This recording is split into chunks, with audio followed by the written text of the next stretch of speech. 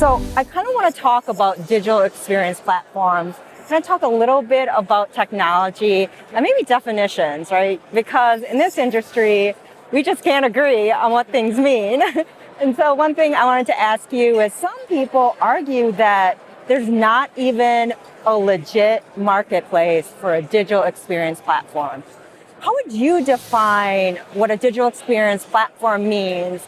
And if you could define it for, let's say, a buyer, and they're confused, is this platform, going to orchestrate all my experiences across every different channel? What do you think it means? It's good.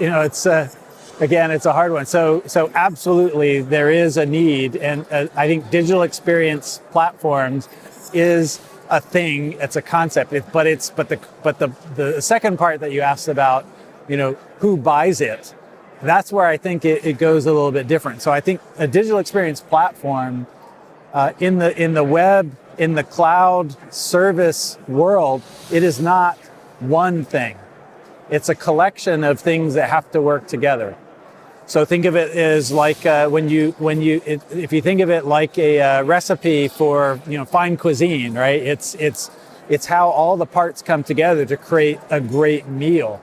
And I think what we're saying is that our customers are bringing together the services, the capabilities that make up a digital experience platform, but there's not one buyer for all of that, unless you go look at the CEO, the CIO, the chief of customer experience that really is building a very, very complete sort of infrastructure. So it's not rip and replace.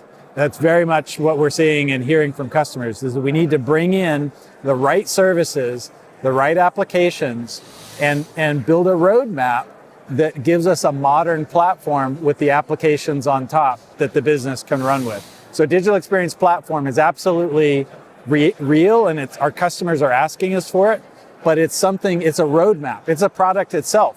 It's a roadmap that our customers are building and bringing in the best of breed technologies that work well together, and building the road to a complete digital foundation.